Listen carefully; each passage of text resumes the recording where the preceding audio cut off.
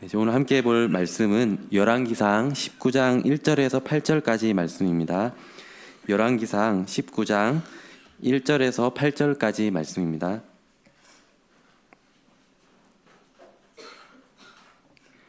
교독하시고 마지막 8절 말씀은 함께 합독하겠습니다. 아합이 엘리야가 행한 모든 일과 그가 어떻게 모든 선지자를 칼로 죽였는지를 이세벨에게 말하니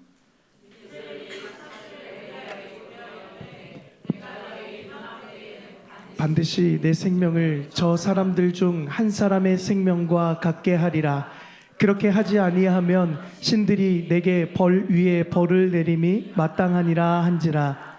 그가 이 형편을 보고 일어나 자기의 생명을 위해 도망하여 유다에 속한 브엘세바에 이르러 자기의 사환을 그곳에 머물게 하고 자기 자신은 광야로 들어가 하룻길쯤 가서 한 로뎀나무 아래에 앉아서 자기가 죽기를 원하여 이르되 여호와여 넉넉하오니 지금 내 생명을 거두시옵소서. 나는 내 조상들보다 낫지 못하니이다 하고 로뎀나무 아래에 누워 자더니 천사가 그를 어루만지며 그에게 이르되 일어나서 먹으라 하는지라.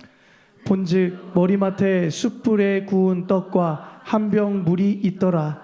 이에 먹고 마시고 다시 누웠더니 여호와의 천사가 또다시 와서 어루만지며 이르되 일어나 먹으라 내가 갈 길을 다 가지 못할까 하노라 하는지라.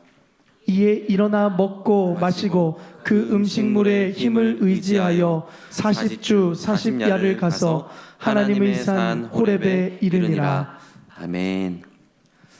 찬양 중에 내 모습 이대로라고 하는 그 찬양이 있는데요. 이런 가사가 있습니다. 내 모습 이대로 사랑하시네, 연약함 그대로 사랑하시네. 어떤 의미인가요?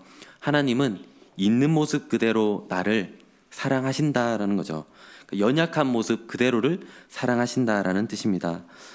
그런데 문제가 있는데 그것은 하나님은 우리를 있는 모습 그대로 사랑하시는데 나 자신이 나를 있는 모습 그대로 사랑하지 못할 때가 참 많이 있다라는 사실입니다. 물론 나 자신의 연약함을, 나 자신의 부족함을 있는 모습 그대로 인정한다는 것은 어려운 일입니다. 특히 지금처럼 경쟁 사회 속에서 나의 연약함을 인정한다는 것은 마치 나를 패배자처럼 그렇게 여길 수 있기 때문에 더욱 어려운 일인 것 같습니다. 그래서 많은 사람들은 나 자신의 연약함을 인정하기보다는 오히려 가면을 쓰고 연약함을 숨기려 할 때가 많이 있습니다. 그런데 이런 연약함의 문제는 우리들만의 이야기는 아닙니다. 오늘 말씀에 나오는 엘리야 선지자도 자기 자신의 그 연약함에 직면하고 있습니다. 위대한 엘리야 선지자라고 할지라도 연약한 문제는 피할 수가 없었던 것이죠. 오늘 말씀을 통해서 엘리야 선지자가 어떻게 이 연약한 문제에서 회복되는지 함께 살펴보려고 합니다. 오늘 말씀 1절 말씀 보면 이렇게 나오는데요. 아합이 엘리야가 행한 모든 일과 그가 어떻게 모든 선지자를 칼로 죽였는지를 이세벨에게 말하니 이 부분을 원문으로 좀 더 직역해 보면 이렇습니다. 엘리야가 행한 모든 일과 모든 선지자를 죽인 모든 일을 말하였다. 그러니까 모든이 3번 이렇게 나오면서 지금 아합이 이세벨에게 아주 상세하게 보고하고 있다라는 것인데요. 어떤 것을 지금 말하고 있냐면 바로 직전 열왕기상 18장에 있었던 이 갈멜산 전투의 이야기를 지금 이세벨에게 말하고 있는 것입니다. 갈멜산 전투의 쟁점은 바알과 아세라와 하나님 중에 누가 참 신이냐, 이것이 쟁점이었습니다. 송아지 한 마리를 잡고 이제 각을 떠서 나무 위에 놓고 불은 붙이지 않죠. 그리고 각자의 신을 찾습니다. 그리고 불능응답하는 신이 참 신이다라고 한 것이죠. 바알 선지자 450명, 아세라 선지자 400명이 신을 찾습니다. 바알과 아세라의 이름을 부릅니다. 아침부터 낮까지 바알이여 우리에게 응답하소서 찾습니다. 하지만 응답하지 않죠. 그러자 이제 칼과 창으로 자신들의 몸을 막 상해하면서 피를 흘리면서 저녁 때까지 찾지만 응답이 없습니다. 그 이후에 엘리야 선지자가 이렇게 명령하는데요. 주변에 도랑을 만들고 4개의 통에 물을 채워서 부어라. 근데 이것을 3번 반복하게 했습니다. 그러니까 물이 가득 찼겠죠. 그 다음 엘리야는 이렇게 기도합니다. 열왕기상 18장 36절과 37절 말씀인데요. 저희 함께 읽어보겠습니다. 아브라함과 이삭과 이스라엘의 하나님 여호와여, 주께서 이스라엘 중에서 하나님이신 것과 내가 주의 종인 것과 내가 주의 말씀대로 이 모든 일을 행하는 것을 오늘 알게 하옵소서. 여호와여, 내게 응답하옵소서. 내게 응답하옵소서. 이 백성에게 주 여호와는 하나님이신 것과 주는 그들의 마음을 되돌이키심을 알게 하옵소서. 아멘. 이렇게 기도하자 즉시 여호와의 불이 임했습니다. 그리고 다 태워버리죠. 이것을 보고 모든 백성들이 보고 엎드려서 이렇게 고백합니다. 여호와 그는 하나님이시로다. 여호와 그는 하나님이시로다 고백합니다. 그리고 엘리야는 백성들과 함께 거짓 선지자들을 다 잡아 죽이게 되는데요. 한마디로 대승리를 거둔 겁니다. 대승을 거두었어요. 바로 이 일을 지금 아합이 이세벨에게 상세하게 보고했다라는 것이죠. 이 말을 듣고 이세벨이 어떻게 반응했을까요? 19장 2절 말씀에 보면 이렇게 나옵니다. 이세벨이 사신을 엘리야에게 보내어 이르되, 빨간색 글씨 함께 읽겠습니다. 내가 내일 이맘때에는 반드시 내 생명을 저 사람들 중 한 사람의 생명과 같게 하리라. 지금 이세벨이 위협하고 있는 것이죠. 내일 이맘때에 엘리야 너는 반드시 죽을 것이다. 이렇게 위협하고 있는 것입니다. 그런데 이런 질문을 할 수 있는데요. 이세벨은 엘리야를 정말 죽이려고 했을까라는 질문이에요. 사실 이세벨의 입장에서 지금 엘리야를 죽이는 것은 정치적으로는 좀 부담스러운 일이었습니다. 물론 이전에 이세벨이 여호와의 선지자들을 잡아 죽인 적이 있었어요. 하지만 갈멜산 전투 지금 직후인데, 이 갈멜산 전투로 인해서 이스라엘 백성들 안에 이제 여호와 하나님을 향한 그런 믿음이 싹이 트기 시작했죠. 그래서 지금 이 엘리야를 죽인다는 것은 좀 부담스러운 일이었어요. 그리고 실제로 죽이려고 했다면 아마 미리 사신을 보내지 않았겠죠. 암살을 시도했을 겁니다. 그러니까 지금 이세벨은 실제로 죽이려는 의도라기보다는 협박한 거예요. 협박. 그런데 이 이세벨의 협박을 듣고 엘리야가 어떻게 반응하고 있을까요? 정말 의외의 반응을 보입니다. 19장 3절 말씀 전체를 함께 읽겠습니다. 그가 이 형편을 보고 일어나 자기의 생명을 위해 도망하여 유다에 속한 브엘세바에 이르러 자기의 사환을 그곳에 머물게 하고. 엘리야 선지자가 보고 일어나서 자기의 생명을 위해 도망했다라고 나오죠. 도무지 우리의 머리로 좀 이해할 수 없는 지금 엘리야의 연약한 모습을 보고 있는 것입니다. 이해할 수 없는 그 연약함을 보고 있는 건데요. 우리는 이 장면을 보면서 왜 엘리야 선지자가 갑자기 자기의 생명을 위해 도망친 것일까? 조금 전에 대승을 거두었잖아요. 이렇게 담대했던 엘리야가 갑자기 살기 위해 도망친 것일까? 질문할 수 있습니다. 이 3절 말씀 보면은 세 개의 동사가 나오는데요. 보고, 일어나, 도망하여. 이 세 개의 동사가 나오면서 지금 엘리야가 얼마나 이 긴박하게 도망쳤는지를 보여주고 있습니다. 특별히 여기서 이 보고, 이 보다라는 이 동사는 ESV 성경을 보면은 이렇게 나오는데요. 두려워했다라고 번역하고 있습니다. 두려워했다. 그러니까 지금 엘리야 선지자는 두려움에 빠진 거예요. 그래서 사실은 지금 이해할 수 없는 이 연약함, 조금 전에 이렇게 담대했는데 갑자기 두려움에 빠진 이 엘리야 선지자를 잘 이렇게 이해가 안 되기 때문에 일부의 어떤 학자들은 이것을 엘리야가 실제로 두려워한 것은 아닐 거야, 자기 목숨을 위해 도망친 것은 아닐 거야 라고 해석하는 사람들도 있습니다. 하지만 저는 비록 우리의 머리로 쉽게 이해되진 않지만 실제로 엘리야가 이세벨의 말을 듣고 두려움에 빠졌고 자기의 생명을 위해 도망친 것이 맞다라고 보고 있습니다.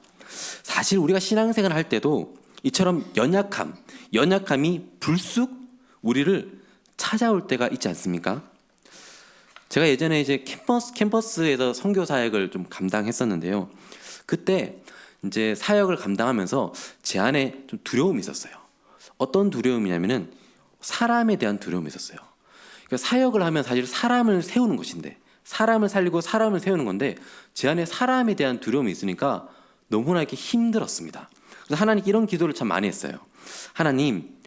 하나님께서 부르신 건 알겠는데 제가 저를 보니까 사역이랑 좀 맞지 않는 것 같습니다. 오히려 저는 좀 공부하고 이렇게 신학을 공부하고 뭐 신학자가 좋아요. 그러니까 저를 좀 이렇게 다르게 좀 불러주세요. 이렇게 좀 기도를 했던 적이 있었습니다. 물론 뭐 항상 그랬던 건 아니었어요. 어떤 은혜를 풍성히 누리고 이렇게 막 사역을 하다가 불쑥 그런 두려움이 이렇게 저를 사로잡았던 것이죠. 지금 엘리야 선지자는 조금 전에 아주 담대했습니다. 그런데 갑자기 어느 순간 그 두려움이 엘리야 선지자를 사로잡아 버렸죠. 저는 이것을 사람이 가지고 있는 존재론적인 연약함으로 좀 생각합니다. 우리는 존재론적으로 사람이기 때문에 이런 연약함이 있다라는 것이죠. 다시 본문으로 돌아와서 왜 엘리야는 두려움에 빠진 것일까요? 많은 이유가 있겠지만 그 중에 중요한 이유가 바로 조급함입니다. 엘리야는 기대했어요. 영적 대승, 갈멜산 전투 이후에 영적 대승 이후에 이제 이스라엘 백성들 안에 영적 각성이 일어날 것이다. 부흥이 올 것이다. 기대했어요.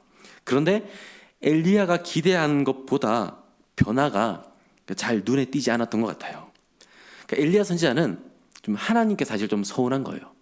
하나님, 갈멜산 영적 대승 이후에 하나님 조금만 도와주시면, 조금만 힘써주시면 이제 이스라엘 백성들 뒤집어집니다. 그런데 왜 이런 역사가 일어나지 않는 겁니까? 좀 서운했던 것 같아요. 그 서운한 마음이 열왕기상 19장 10절 말씀에 나타나는데요. 제가 읽어보겠습니다. 내가 만군의 하나님 여호와께 열심히 유별하오니 이는 이스라엘 자손이 주의 언약을 버리고 주의 제단을 헐며 칼로 주의 선지자들을 죽였음이오며 오직 나만 남았거늘 그들이 내 생명을 찾아 빼앗으려 하나이다. 하나님, 제가 이렇게 열심히 했는데요. 만군의 하나님 여호와께 열심히 유별합니다. 그런데 이스라엘 자손들은 여전히 주의 언약 버리고 제단을 헐고 칼로 주의 선지자들을 죽입니다. 저만 남았습니다. 저만. 이렇게 지금 말하고 있는 거예요. 좀 하나님께 서운한 마음이 좀 있는 거예요. 하나님과의 관계에 금이 가기 시작하는 거죠. 틈이 생긴 겁니다. 여러분, 하나님과 우리 관계에 있어서 이 틈이 생길 때를 조심해야 합니다. 왜냐하면 사단이 지켜보고 있기 때문이죠. 우리가 하나님과의 관계가 아주 좋을 때는 사단이 우리를 건드릴 수 없습니다. 하지만 틈이 생기면 사단은 즉시 그 틈을 노리죠. 그리고 결정타를 날립니다. 그리고 그 결정타가 우리를 영적 침체에 빠지게 만드는 거죠. 지금 엘리야 선지자에게 이 사단의 결정타는 바로 이세벨이었어요. 이세벨을 통해 협박한 것, 이것이 결정타였고 엘리야 선지자는 영적 침체에 빠집니다. 그래서 19장 3절 말씀을 다시 보시면은 지금 엘리야 선지자가 도망치는데 어디까지 도망쳤다라고 나오나요? 브엘세바까지 도망친 거예요. 지금 엘리야 선지자는 북이스라엘의 수도인 사마리아에 있었는데 브엘세바는 이스라엘의 가장 최남단입니다. 끝까지 도망친 거예요. 사랑하는 여러분, 우리도 나 자신의 그런 연약함을 직면할 때 브엘세바로 도망치고 싶은 그런 마음이 들 때가 있지 않습니까? 뭐 실제로 도망치지 않는다 하더라도 우리의 마음으로는 그런 도망치고 싶은 마음이 들 때가 있는 것 같아요. 최남단까지 도망친 엘리야는 그곳에서 무엇을 했을까요? 엘리야는 바로 그곳에서 탄식의 기도를 하나님께 올려드립니다. 엘리야는 브엘세바에 도착한 이후에 자신의 사환을 그곳에 머물게 하고 광야로 더 내려갑니다. 그리고 하나님께 이렇게 기도하는데요. 19장 4절 말씀 함께 읽겠습니다. 자기 자신은 광야로 들어가 하룻길쯤 가서 한 로뎀나무 아래에 앉아서 자기가 죽기를 원하여 이르되 여호와여 넉넉하오니 지금 내 생명을 거두시옵소서. 나는 내 조상들보다 낫지 못하니이다 하고 이렇게 기도하는 거예요. 하는 제 생명 거두어 주옵소서. 저는 조상들보다 낫지 못합니다. 여러분, 이것이 기도 맞습니까? 뭐 기도라고 하면 이런 게 기도 아닐까요? 하나님 나라를 위해서 저를 사용해 주옵소서. 하나님의 영광을 위해 나를 사용해 주옵소서. 이 정도 돼야 기도 아닙니까? 지금 엘리야는 저를 죽여주십시오. 저는 조상들보다 낫지 못합니다. 이렇게 말하고 있는 거예요. 한 로뎀나무 아래에 앉아서 탄식하고 있는 겁니다. 여기서 로뎀나무는 나무라고 불리고 있지만 실제로는 가시덤불에 불과해요. 그러니까 그 어떤 광야의 장렬하는 그런 태양의 열기를 전혀 막아줄 수 없어요. 비참한 상황이죠. 그런데 엘리야만 이런 탄식을 할까요? 시편을 보면은 신자의 기도가 나와 있잖아요. 시편은 신자의 기도를 담고 있는데, 그래서 신자가 이제 그런 솔직한 감정을 하나님께 표현하는 게 바로 시편입니다. 시편을 보면은 항상 기쁨, 항상 감사의 고백만 나올까요? 그렇지 않습니다. 사실 시편에서 가장 많이 나오는 장르가 탄식시입니다. 시편에서 탄식시가 가장 많습니다. 고난이 있을 때 하나님 앞에, 하나님 고난이 있지만 저는 힘들지 않습니다, 저는 괜찮아요 라고 말하는 것이 아니라, 고난 중에 하나님 저 힘듭니다, 하나님 저 너무 괴롭습니다 라고 고백하는 것이 기도라는 거예요.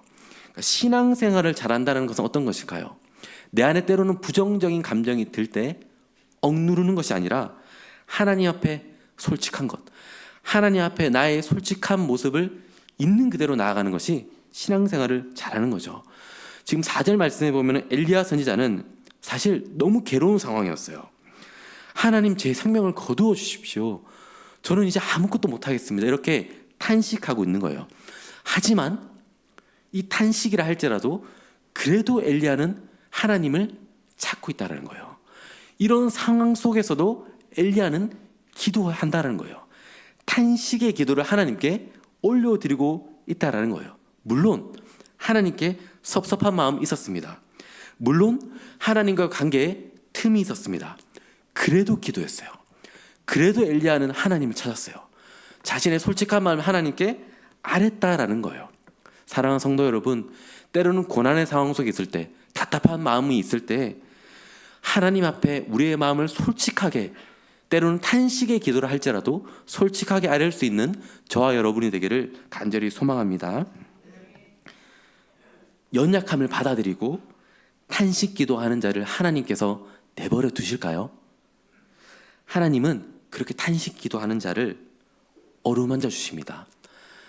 그렇게 하나님 앞에 나아갈 때 어루만지시는 하나님의 은혜를 경험한다라는 거예요.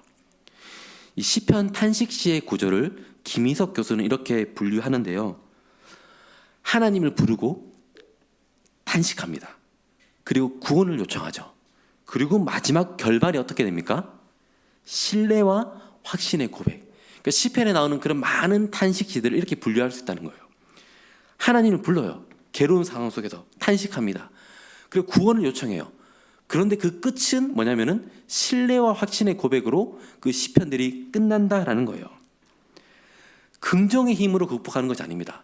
힘든 상황 속에서 난 괜찮아, 나는 이겨낼 수 있어, 이렇게 극복하는 것이 아니라 하나님 앞에 그 마음을 솔직하게 아뢰고 탄식의 기도를 올려드릴 때 회복된다라는 거예요.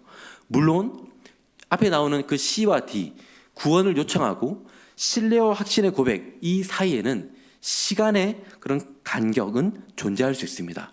우리가 하나님 앞에 괴로운 상황 속에서 그런 마음들을 앓을 때 물론 즉시 하나님께서 회복시켜 줄 때도 있지만은 대부분의 경우는 시간이 걸립니다. 탄식의 상황 속에서 고난 중에 하나님 앞에 앓을 때 시간이 걸려요. 하지만 결국 끝내 하나님은 회복시켜 주신다는 거예요. 하나님은 사랑하는 자녀, 너무나 사랑하는 자녀의 그 탄식의 기도를 외면하는 분이 아닙니다. 사랑하기 때문에 결국은 회복시켜 준다라는 거예요. 5절 말씀 보면은 탄식 기도하고 난 다음에 이 엘리야 선지자가 어떻게 행동했는지 나오는데요. 앞부분 보시면은 로뎀나무 아래에 누워서 잡니다. 영적으로 완전히 탈진한 거예요. 아무것도 할 수 없는 거예요. 하나님 앞에 탄식 기도하고 그냥 자는 거예요. 저도 돌아보면은 때로는 정말 힘들 때, 너무 힘들 때, 영적으로 힘들 때는 아무것도 못하고 그냥 누워있을 때가 종종 있었습니다.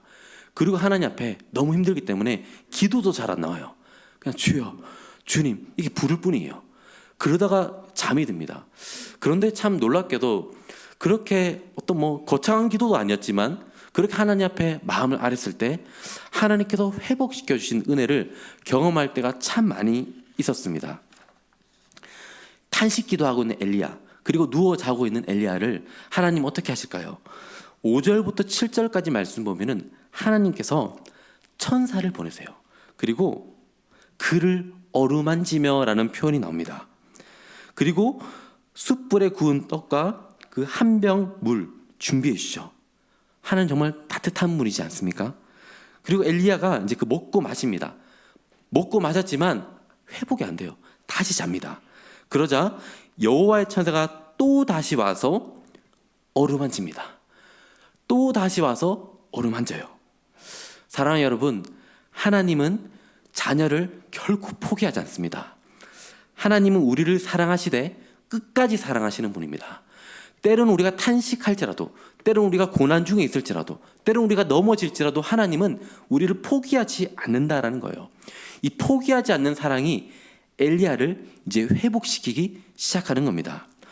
이렇게 회복되는 놀라운 은혜를 경험한 것은 엘리야만의 일은 아닙니다.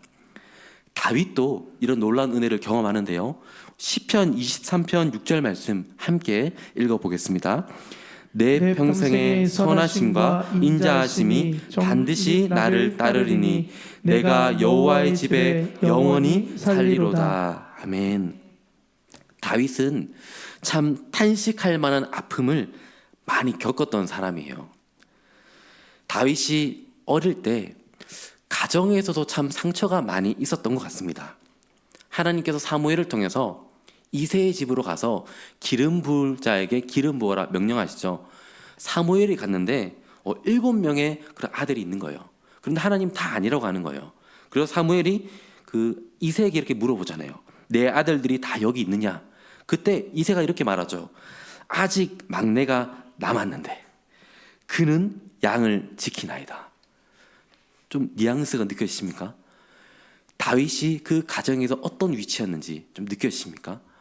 다윗은 아버지로부터 또 형들로부터도 좀 인정받지 못했던 것 같아요. 그런 아픔이 있었어요. 또 다윗은 나중에 사울을 이제 왕으로 섬겼는데 그 사울이 자신을 죽이려고 혈안이 되잖아요. 뿐만이 아니라 자신이 사랑하는 아들 압살롬이 자신을 배신하고 죽이러 갑니다. 이런 아픔을 겪었어요. 다윗이 얼마나 탄식 기도를 하나님께 많이 올려드렸을까요? 이런 상황 속에서 때로는 광야에서 하나님 앞에 그런 마음들을 얼마나 많이 아뢰었을까요? 그런데 하나님께서 다윗의 입술을 통해서 23편 6절에 이 고백을 하게 하시는 거예요. 내 평생에 선하심과 인자하심이 반드시 나를 따르리니 내가 여호와의 집에 영원히 살리로다. 이런 고백을 하게 하셨다라는 거예요. 그래도 우리는 가능하면 탄식의 상황을 피하고 싶은 마음이 있습니다. 저도 그래요. 가능하면 피하고 싶죠. 하지만 우리는 이 땅을 살아가면서, 특별히 그리스도인으로 이 땅을 살아갈 때 탄식의 상황을 피할 수는 없는 것 같아요. 육체적 한계, 정서적, 영적 한계, 여전히 우리 안에 남아있는 죄, 그리고 죄악된 세상을 믿음으로 거슬러 올라갈 때 우리는 탄식의 기도를 할 수밖에 없는 그런 상황을 마주하게 됩니다. 하지만 꼭 기억하시길 바랍니다. 우리가 진정으로 주님 앞에 탄식의 기도를 올려드리면 주님이 반드시 역사하십니다. 우리가 탄식의 기도를 올려드리면 주님이 반드시 역사하십니다. 이제 말씀을 마무리하면서 로마서 8장 35절과 그리고 38절 39절 말씀을 함께 좀 읽어보려고 하는데요. 이 말씀을 통해서 이 말씀을 읽을 때 우리 입술에서 이런 고백이 나오기를 좀 소망했으면 좋겠습니다. 탄식의 기도를 할 때 하나님께서 우리를 통해서 반드시 이런 고백을 하게 하실 겁니다. 우리 8장 35절과 38절 39절 말씀 함께 읽겠습니다. 누가 우리를 그리스도의 사랑에서 끊으리요? 내가 확신하노니 사망이나 생명이나 천사들이나 권세자들이나 현재일이나 장래일이나 능력이나 높음이나 깊음이나 다른 어떤 피조물이라도 우리를 우리 주 그리스도 예수 안에 있는 하나님의 사랑에서 끊을 수 없으리라. 아멘. 어떤 것도 끊을 수 없다. 하나님의 사랑에서 끊을 수 없다라고 말하고 있습니다. 때로는 우리가 절망적인 상황에서 탄식의 기도를 할 때 주님은 그 기도를 외면치 않으시죠. 그리고 끝내 우리를 통해서 이 고백을 하게 하십니다. 하나님의 사랑에서 그 어떤 것도 나를 끊을 수 없다, 이렇게 고백하게 하신다는 거예요. 포기하지 않는 하나님의 사랑이 엘리야를 회복시켰습니다. 그리고 포기하지 않는 하나님의 사랑이 우리를 회복해 하실 겁니다. 하나님 앞에 나의 상황, 나의 감정을 있는 그대로 고백합시다. 내 모습 이대로 주님 앞에 나아갑시다. 때로는 탄식의 기도를 할지라도 주님께 있는 모습 그대로 나아갑시다. 그때 회복이 시작됩니다. 우리 함께 찬양할 텐데요, 내 모습 이대로 함께 찬양할 때 이 마음을 담아서 함께 고백하기를 원합니다.